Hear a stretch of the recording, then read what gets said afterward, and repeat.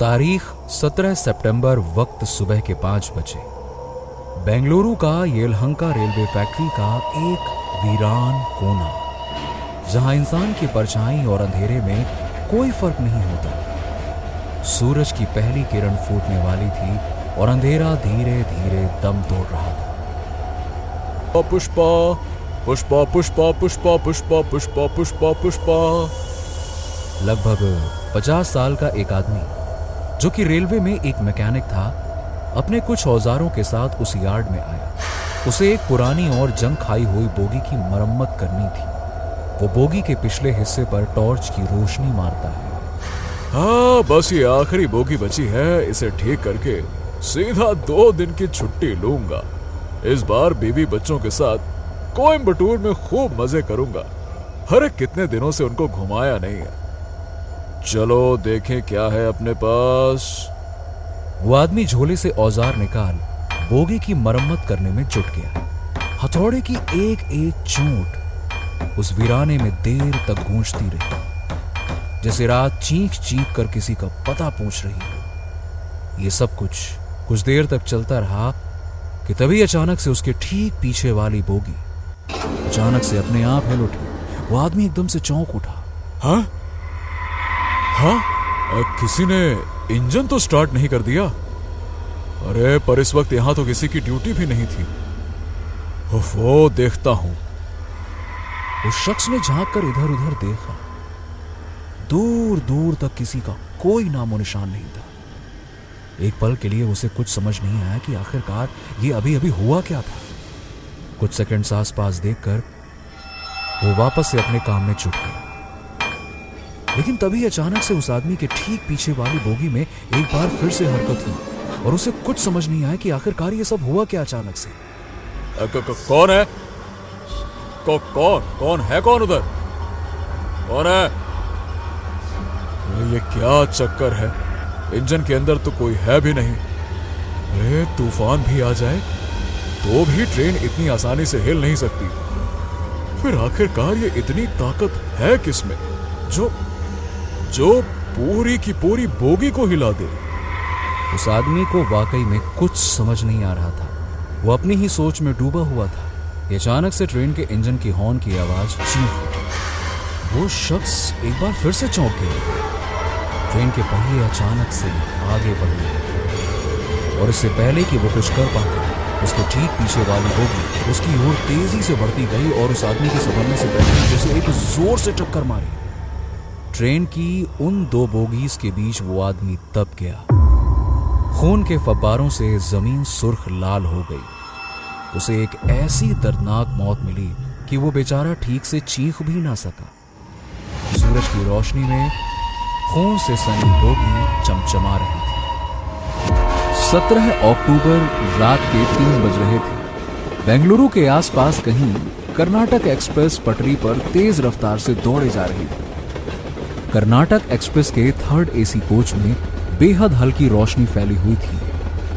ज्यादातर पैसेंजर सफेद चादर ओढ़कर वैसे तो सो रहे थे। बोगी के अंदर फैली हल्की हल्की रोशनी में रात थोड़ी सहमी हुई सी लग रही थी, जैसे उसे मालूम हो कि आज रात कुछ होने वाला है। उस कोच के बर्थ नंबर 44 पर रंगीन और चमचमाती साड़ी में एक औरत बैठी थी। उसने साड़ी के पल्लू से अपना मुंह ढक रखा था। उस औरत के हाथों में सोने के कंगन चमक रहे थे। उसके गले में चांदी की एक मोटी चेन लटक रही थी और देखने में ऐसा लग रहा था कि मानो वो कोई नई नवेली दुल्हन हो। अचानक से एक जोर के झटके के साथ कर्नाटक एक्सप्रेस रुक जाती। ट्रेन किसी छोटे से स्टेशन पर रुकी जहां सिवाय एक नौजवान के और कोई भी नहीं था। उस नौजवान का नाम सनी है, जिसकी उम्र कुछ 28 बरस की होगी। उसने झट से एसी कोच के बाहर दरवाजे पर चिपके रिजर्वेशन चार्ट पर नजर फेरी। 41, 42 तुलसीराम से, 44 Aradhya Chaudhary and yes birth number 45 Sunny Srivastava and that's me. अपना नाम पढ़ते ही सनी फुर्ती के साथ अपना सामान लिए उसी एसी कोच में घुस गया जिस कोच में वो लड़की बैठी थी। ट्रेन वापस से चल देती है। अंदर कोच में घुसते ही सनी के पसीने से लथपथ माथे पर एसी की ठंडी हवा टकराते ही उसके चेहरे पर सुकून छा जाता है। ओह चलो, इस गर्मी से कुछ तो राहत मिली है। कमबख्त आज रात एक पत्ता तक नहीं हिला बाहर। उफ। सनी की नजरें अपने बर्थ को ढूंढने लगती हैं। Birth number 45, birth number 45। ये रहा। सनी को अपना बर्थ मिल गया, जो कि साइड अपर बर्थ थी। नीचे की बर्थ नंबर 44 पर वो औरत बैठी थी। सनी को अपना सामान बर्थ के नीचे रखना था। वो उस औरत से बेहद शालीनता के साथ कहता है, एक्सक्यूज मी मैडम, वो ऊपर वाली बर्थ मेरी है। आप जरा 1 मिनट के लिए पैर हटा लेती तो मैं अपना लगेज नीचे डाल देता। वो औरत खामोश रहती है। क्या नाम था? हाँ, आराध्या। एक्सक्यूज मी आराध्या जी, आप जरा अपना पैर हटा लेंगी प्लीज। उस औरत के शरीर में थोड़ी हरकत होती है। उसके हिलने से उसके चेहरे से साड़ी का पल्लू सरक कर उसकी गोद में गिर पड़ता है। सनी एक पल के लिए उसे देखकर चौंक जाता है। उसने इतनी सुंदर और मासूम औरत अपनी जिंदगी में आज तक नहीं देखी थी। आराध्या नाम की उस औरत की उम्र मुश्किल से 25 से 26 साल की थी। आराध्या की बड़ी बड़ी आंखें उसकी मासूमियत के साथ सनी को कुछ देर देखती रही। सनी थोड़ी देर के लिए ये भूल गया था कि वो इस वक्त एक ट्रेन में है और अभी अभी वो उस औरत से कुछ कह रहा था। कुछ सेकंड्स के बाद सनी अपने आप को संभालते हुए अपनी बात वापस से दोहराने की कोशिश करता है। जी सॉरी, मैंने आपको डिस्टर्ब किया। वो क्या है कि ऊपर वाली बर्थ मेरी है तो मुझे अपना सामान। सनी के कुछ कहने से पहले ही आराध्या ने अपने पैर बर्थ पर रख लिए। उसने अपना सामान बर्थ के नीचे रख दिया। वैसे तो काफी रात हो चुकी थी और बाकी के लोग सो रहे थे, पर सनी को नींद नहीं आ रही थी तो उसने सोचा कि क्यों ना थोड़ी देर नीचे ही बैठा जाए। उसने आराध्या की ओर देखा जो कि खिड़की के बाहर टकटकी लगाए न जाने क्या देख रही थी। सनी ने उससे झिझकते हुए कहा, माफ कीजिएगा आराध्या जी, दरअसल मुझे नींद नहीं आ रही है। अगर आपको कोई तकलीफ ना हो तो थोड़ी देर यहां नीचे बैठ जाऊं। आराध्या चुपचाप बाहर देखती रही। सनी को समझ नहीं आया कि वो उससे और क्या कहे। आराध्या की खामोशी को इजाजत मानते हुए वो उस बर्थ पर आराम से बैठ गया। बीच बीच में खिड़की से अंदर आती रोशनी में आराध्या का सफेद चेहरा चमक उठता। कुछ देर के बाद उस कोच में टीसी आया। वो सबसे एक एक करके टिकट मांग रहा था। वो सनी के पास भी पहुंचा। हाँ जी भाई साहब, टिकट और अपना आईडी कार्ड दिखाइए प्लीज। सनी ने टिकट और अपना आधार कार्ड टीसी को थमा दिया। टीसी ने जल्दी से एक नजर डाली और आगे बढ़ गया। सनी ने नोटिस किया कि टीसी ने एक बार आराध्या की बर्थ की ओर भी देखा, मगर कुछ भी नहीं कहा और चुपचाप आगे चला गया।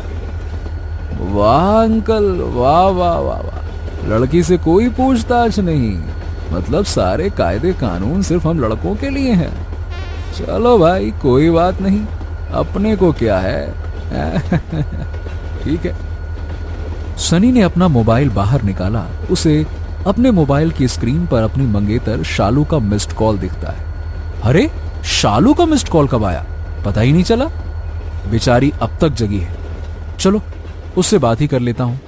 सनी ने अपनी मंगेतर शालू को कॉल बैक किया।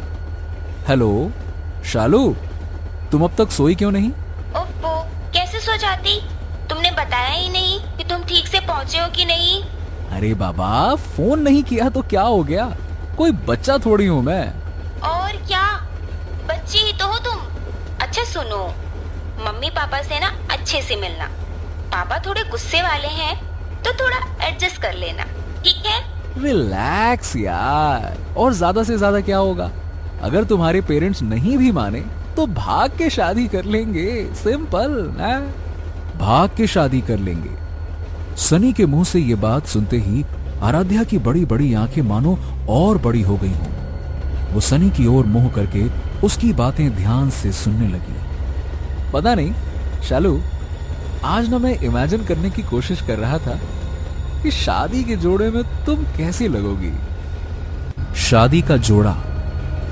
जाने क्या बात थी कि सनी की ये बातें सुनकर आराध्या की आंखें भर आईं। उसे ये सब सुना सुना सा पता नहीं क्यों लग रहा था। काजल से भीगी आंखों से आंसू की लंबी बूंद आराध्या के गले पर ढुलक गई।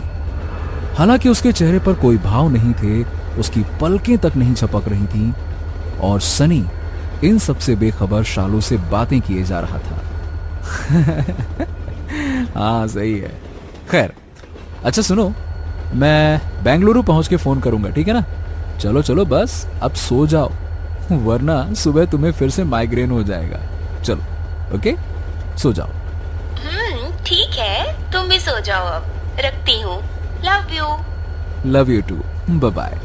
सनी ने फोन रख दिया और उसकी नजर आराध्या पर पड़ी, जो कि उसे लगातार घूर रही थी। काजल से घुलकर आंसू की एक लंबी बूंद उसके गले पर अभी भी चिपकी हुई थी। सनी ने मुस्कुराते हुए आराध्या से कहा, ओह माफ कीजिएगा अगर मेरी वजह से आपको परेशानी हुई हो। एक्चुअली क्या है ना कि असल में मेरी मंगेतर का फोन था।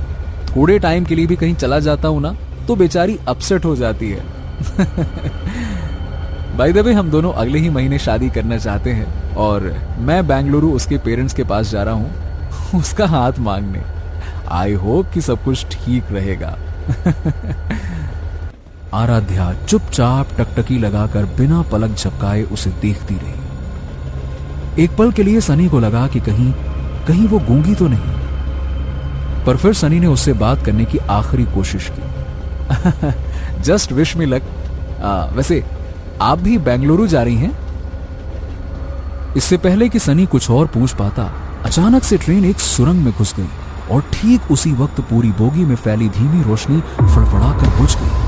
अंदर घुप अंधेरा छा गया। सुरंग छोटी थी, इसीलिए कुछ ही सेकंड्स के बाद में सुरंग के पार होते ही बोगी में फिर से नीली रोशनी अपने आप फैल गई। सनी को कुछ समझ नहीं आया कि अचानक से ये रोशनी कहां चली गई थी। पर ये क्या, उन कुछ सेकंड्स के भीतर ही आराध्या अपने बर्थ से गायब थी। सनी ने अपने बर्थ से बैठे बैठे ही बोगी के दोनों ओर झांक कर देखा, आराध्या कहीं नहीं थी। रोशनी मुश्किल से 5 से 10 सेकंड्स के लिए ही गायब थी, पर सनी को उसका यूं अचानक से गायब होना थोड़ा अजीब लगा। कमाल है, अभी अभी तो यहीं मेरे पास ही बैठी थी, इतनी जल्दी कहां चली गई? उस तरफ तो नहीं गई, पर अगर इस तरफ भी गई होती तो बाथरूम तक जाने में थोड़ा वक्त तो लगता, और वो भी इतने गुप्त अंधेरे में। कुछ तो गड़बड़ है, मैं दरवाजे की तरफ जाकर देखता हूं। सनी उठा और दरवाजे की ओर जाने लगा। बाथरूम के पास पहुंचकर सनी एक बार फिर से हैरान हो गया। हद है, ऐसा कैसे हो सकता है? दोनों बाथरूम का दरवाजा भी बाहर से बंद है, फिर वो अचानक से कहां गायब हो गई? ट्रेन ने अचानक से ब्रेक लगाई। सनी थोड़ा सा लड़खड़ाया। ट्रेन धीरे धीरे एक छोटे से स्टेशन पर रुक गई। सनी ने ट्रेन का दरवाजा खोला और बाहर की ओर झांका। बाहर बोर्ड पर स्टेशन का नाम लिखा था, येलहंका स्टेशन। है, इतनी बार सफर किया इस ट्रेन से, पर इस स्टेशन पर तो यह ट्रेन कभी नहीं रुकती थी। ओह, शायद किसी ने चैन खींची हो। वो औरत भी न जाने कहां गायब हो गई।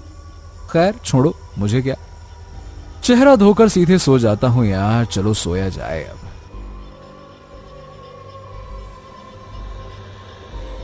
सनी ने बेसिन के ऊपर लगे आईने में अपना चेहरा देखा। उसने नल खोला और झुककर पानी के छींटे अपने चेहरे पर डालने लगा। जैसे ही सनी ने अपना चेहरा उठाया, उसे आईने में आराध्या का चेहरा नजर आया। सनी एकदम से घबरा गया क्योंकि उसके पीछे कोई भी नहीं था।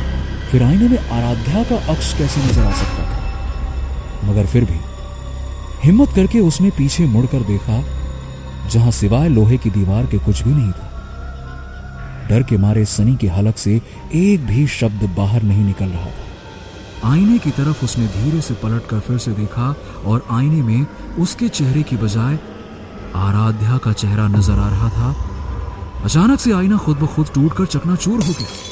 टूटे आईने के हर एक टुकड़े में आराध्या का चेहरा नजर आ रहा था। सनी की आंखें जम गईं। उसकी नजर दरवाजे की ओर अपने आप मुड़ गई। सनी की आंखों से काले रंग की एक बूंद उसके गालों पर ढुलक गई, ठीक वैसे ही जैसे आराध्या की आंखों से काले रंग का आंसू निकला था। धीरे धीरे उसके कदम दरवाजे की ओर बढ़ने लगे बाहर की ओर। स्टेशन पर बाहर आराध्या खड़ी थी। आराध्या उसे लगातार घूर रही थी। सनी सम्मोहित होकर पूरी तरह से उसके वश में हो चुका था। आराध्या धीरे धीरे स्टेशन के बाहर जाने लगी। सनी भी उसके पीछे पीछे चुपचाप बिना कुछ कहे चलने लगा। ट्रेन ने जोर से हॉर्न बजाई और स्टेशन से धीरे धीरे विदा होने लगी। स्टेशन से सनी और आराध्या रात के अंधेरे में ओझल हो गए और प्लेटफॉर्म से कर्नाटका एक्सप्रेस। आराध्या किसी शिकारी शेरनी की तरह आगे आगे चली जा रही थी और सनी किसी पालतू हिरण के बच्चे की तरह बिना कुछ बोले उसके पीछे पीछे चलता जा रहा था। चारों ओर सिर्फ झींगुरों और सूखे पत्तों की आवाज हो रही थी। वो दोनों एक पुराने गेट से होते हुए एक बड़े यार्ड के अंदर पहुंचे, जहां पटरियों पर जंग लगे पुराने ट्रेनों की बोगियां खड़ी हुई थीं। उनमें से एक बोगी के सामने आराध्या अचानक से रुक गई और उसके पीछे सनी। एक जोर के झटके के साथ बोगी के दरवाजे का लॉक टूट गया और दरवाजा धीरे धीरे खुलने लगा। आराध्या बोगी के अंदर चली गई और उसके पीछे पीछे सनी। बोगी का दरवाजा वापस से एक जोर की आवाज के साथ बंद हो गया। सनी के अंदर जाने के अगले ही पल बोगी की लाइट जल उठी। कुछ देर तक खामोशी छाई रही और अचानक एक जोर की चीख के साथ सनी का कटा हुआ सर खिड़की पर जोर से टकराता है। खिड़की खून से सनकर लाल हो जाती है। उस यार्ड के मनहूस वीराने में रात एक और खौफनाक मौत की गवाह बन गई।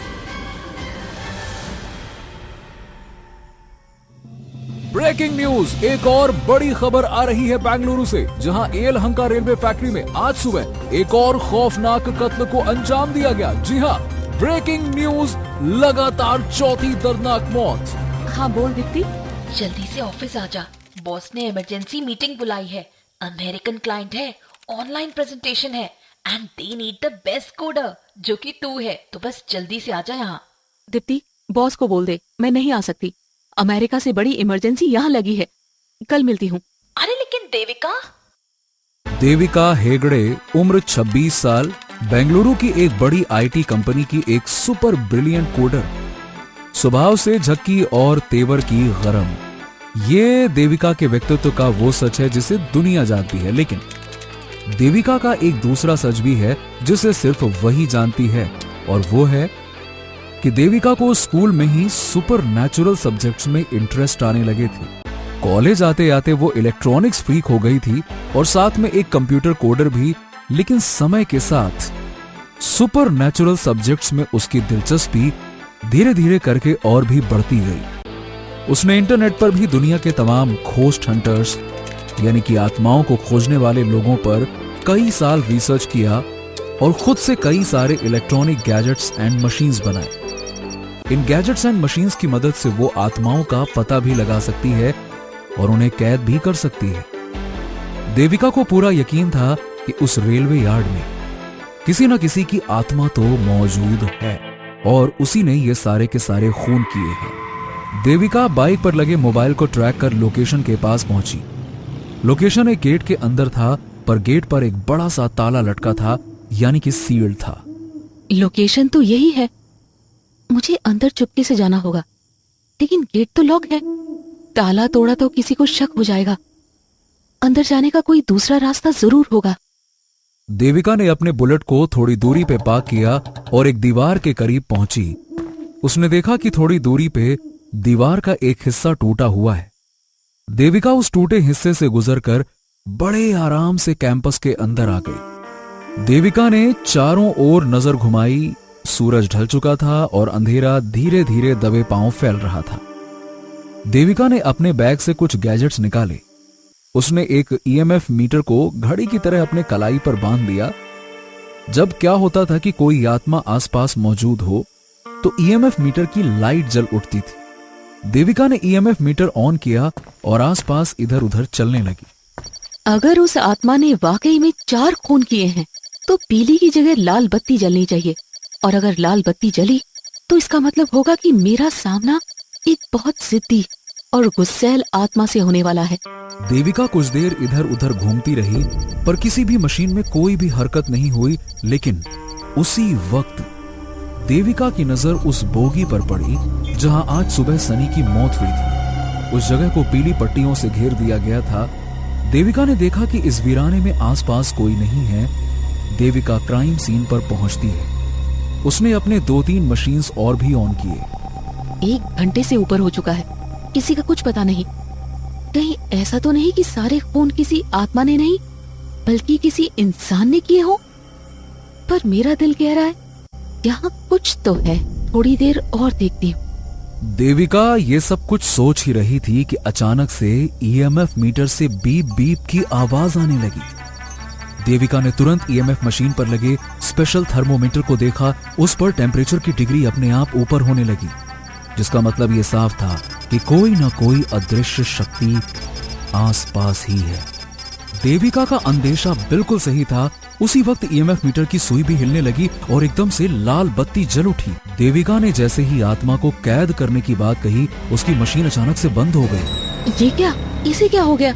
इससे पहले कि देविका कुछ समझ पाती, अचानक से थर्मोमीटर का टेम्परेचर बेहिसाब बढ़ने लगा और उसमें आग लग गई और मशीन देविका के हाथ से नीचे गिर गई।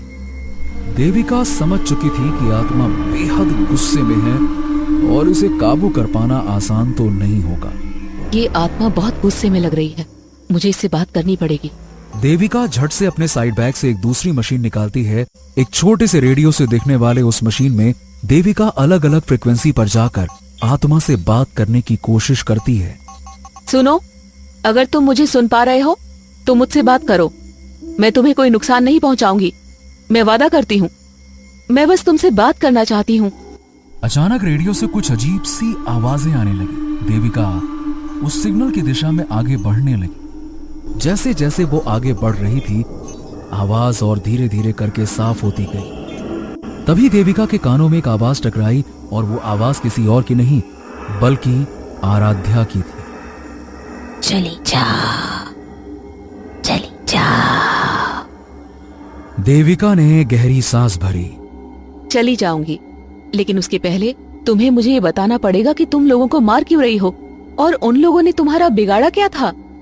चली जाओ, वरना तुम्हें भी मार डालूंगी। आराध्या की रूह गुस्से में गुर्रा रही थी, पर देविका ने भी हिम्मत दिखाई। कहा ना चली जाऊंगी, लेकिन बस एक बार तुम्हें देखना चाहती हूँ। नाम क्या है तुम्हारा? देविका के ये पूछते ही आराध्या की आवाज अचानक से खामोश हो गई। कुछ सेकंड्स के बाद सामने पटरी पर खड़ी दूसरी बोगी का दरवाजा खुला और जोर की आवाज के साथ वो धीरे धीरे खुलता गया और बोगी के अंदर की सारी बत्तियां जल उठती हैं। ये आराध्या का देविका को इशारा था। वो उसे बोगी के अंदर बुला रही थी। देविका समझ गई। उसने अपना बैग उठाया और छोटे छोटे कदमों के साथ बोगी के अंदर आ गई। देविका के बोगी के अंदर आते ही दरवाजा जोर से बंद हो गया। देविका आराध्या का सामना करने को तैयार थी कि तभी अचानक से मशीन खुद से आवाज करने लगी। देविका समझ गई कि उसके पीछे कोई है। वो धीरे से पीछे की ओर मुड़ी। सामने आराध्या खड़ी थी। दोनों के बीच मुश्किल से 1 फीट का फासला था। देविका आराध्या को देख रही थी, जो कि बेहद मासूम और खूबसूरत थी। समझ नहीं आ रहा था देविका को कि आखिरकार वो लोगों को मार क्यों रही थी। देविका ने जैसे ही उससे बात करना चाहा, आराध्या जोर से चीखी और देविका को एकदम से धक्का दे दिया। देविका झटक कर दूर जा गिरी और उसके कंधे से उसका बैग भी जमीन पर गिर पड़ा। इससे पहले कि देविका अपने आप को संभाल पाती, आराध्या उस पर लगातार हमला करती रही। देविका ने चीख कर कहा, देखो, तुम्हें ये सब करने की जरूरत नहीं है। तुम मुझे मजबूर कर रही हो। मेरी बात मानो और शांत हो जाओ। मुझसे बात करो। आराध्या की रूह ने देविका की एक न सुनी और उसे इधर उधर पटकती रही। देविका के सर से खून बहने लगा। उसे बहुत जोरों का गुस्सा आया और गुस्से में वो तेजी से आराध्या की ओर बढ़ी, पर इससे पहले कि देविका कुछ कर पाती, आराध्या ने अपने हाथों से देविका की गर्दन को जोर से पकड़ लिया। देविका तड़प उठी। आराध्या की पकड़ धीरे धीरे और कसती जा रही थी। उसने देविका को एक हाथ से हवा में उठा लिया। देविका की सांसें जैसे टूटने से लगी। उसके माथे की नसें तन गई देविका के पास अब कोई चारा नहीं बचा था। उसने साइड बैग में लगे मशीन के बटन को दबा दिया और बटन के दबाते ही एक बहुत पतली सी और तीखी सी आवाज बोगी में फैल गई। आराध्या की आत्मा कांप उठी। बोगी के सारे शीशे एक एक करके टूटने लगे। आराध्या की आत्मा तड़पते हुए चिल्लाते हुए बोली, बंद करो इसे। मैं और बर्दाश्त नहीं कर पाऊंगी। इसे बंद करो। मैं हाथ जोड़ती हूँ।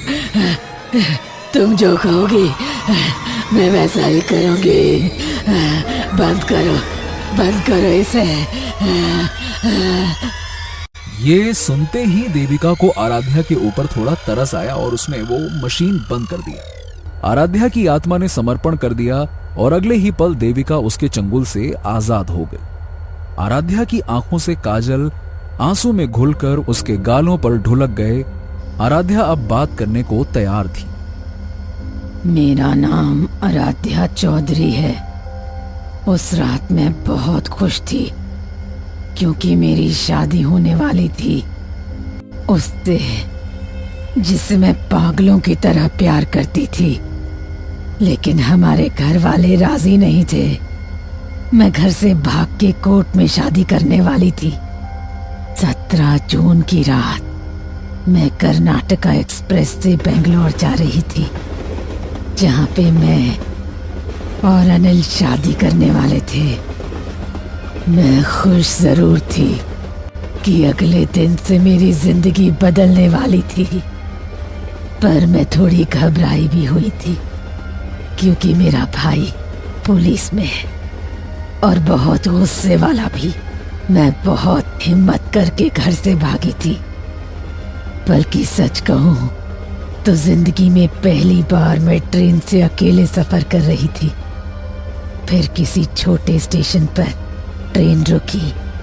50 की उम्र का एक आदमी बैग लिए मेरी बोगी के अंदर आया। मेरे ठीक ऊपर की बर्थ उसकी थी। मैं मासूम थी। दुनियादारी की कोई समझ नहीं थी मुझ में। मुझे वो आदमी बेहद शरीफ लगा। वो मेरी तरफ देखकर मुस्कुराया। मैं भी उसे देखकर मुस्कुराती।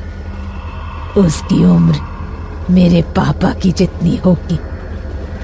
थोड़ी देर में हम दोनों बात करने लगे। मैं उसे अंकल कह के बात करने लगी। पता नहीं क्यों मुझे उस आदमी पर भरोसा हो चला था।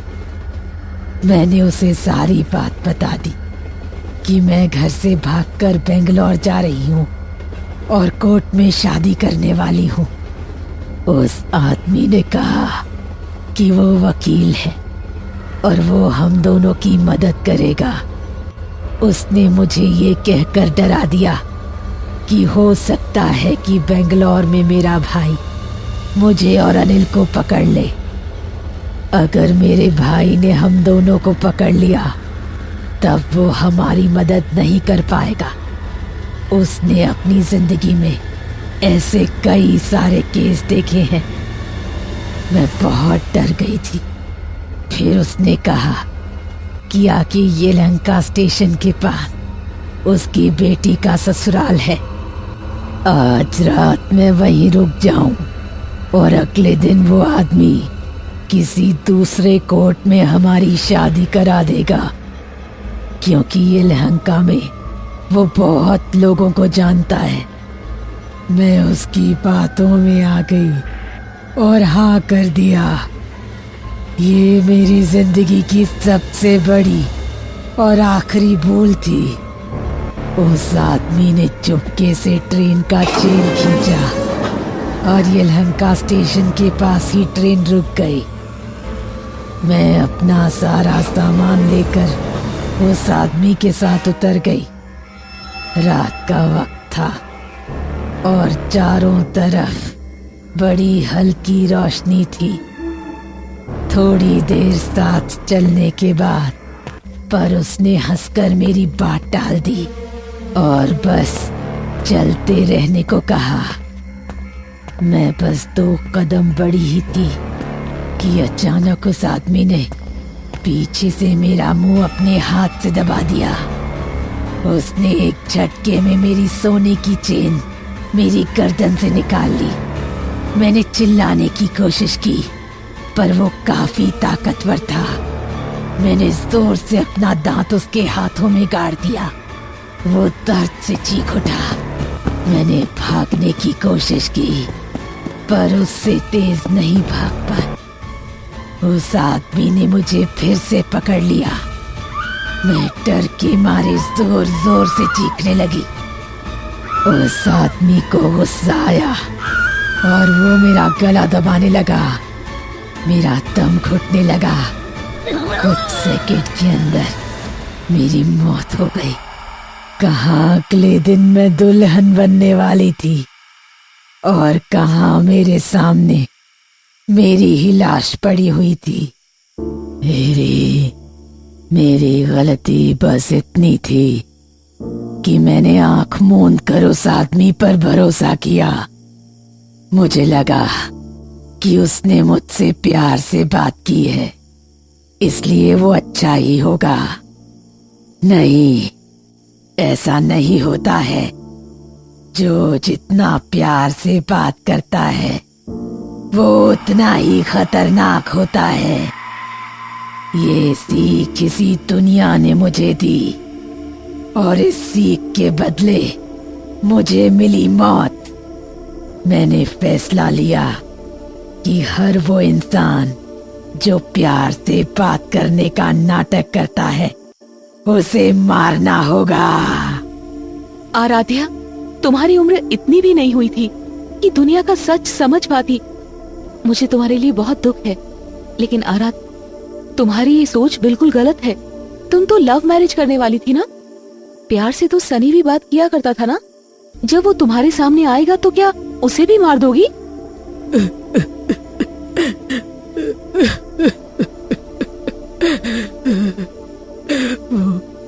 वो बेचारा अनिल।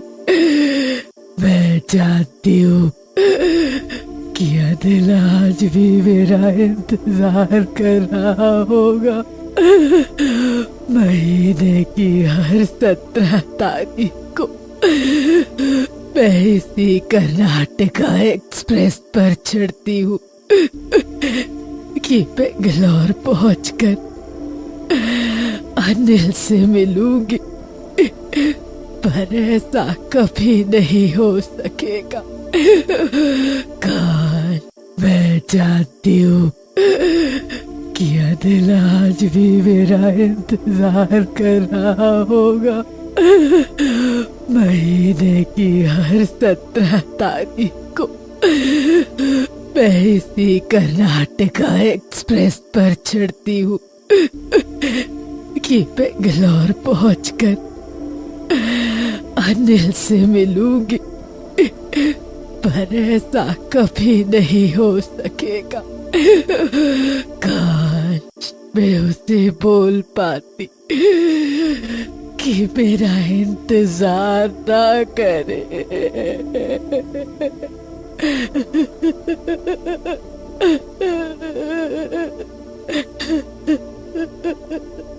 क्या तब शांत हो जाओगी? लोगों को मारना बंद कर दोगी? मतलब मैं तुम्हारा मैसेज अनिल को पहुंचा दूंगी। मगर ऐसा कैसे होगा? इस मशीन में तुम्हारी आवाज रिकॉर्ड हो जाएगी, फिर तुम्हारा मैसेज अनिल को दे दूंगी। It's my promise. लेकिन तुम्हें वादा करना होगा कि तुम अब किसी को नहीं मारोगी। वादा करती हूँ। अनिल, तुमसे जीते जी मोहब्बत की थी और मरने के बाद भी करती हूँ, लेकिन मैं हमेशा हमेशा के लिए जा चुकी हूँ। मुझे मुक्ति चाहिए और तुम्हारा इंतजार मेरी भटकती आत्मा को ये दुनिया छोड़ने नहीं देगा। अनिल, प्लीज इसे मेरी आखिरी ख्वाहिश समझना। मुझे भूल जाओ और नई जिंदगी शुरू करो। हमेशा खुश रहना। तुम्हारी आराध्या। आराध्या की आत्मा अब मुक्त हो गई। देविका खुश थी कि शहर में अब और कत्ल नहीं होंगे, मगर क्या देविका का ऐसा सोचना सही था? दोस्तों, कैसी लगी आपको ये खौफनाक और रोमांचक कहानी नीचे कमेंट करके जरूर बताइए। और अगर आपको ये कहानी पसंद आई तो लाइक, शेयर और भूतनाशक पार्टी को सब्सक्राइब करना ना भूलें। हर शुक्रवार हम लाएंगे एक नई हॉरर स्टोरी, तो तुरंत बेल आइकन को दबा दें ताकि ऐसी ही हैरत अंगेज कहानी आपसे कभी छूट ना जाए, क्योंकि डरोगे तभी तो आगे बढ़ोगे।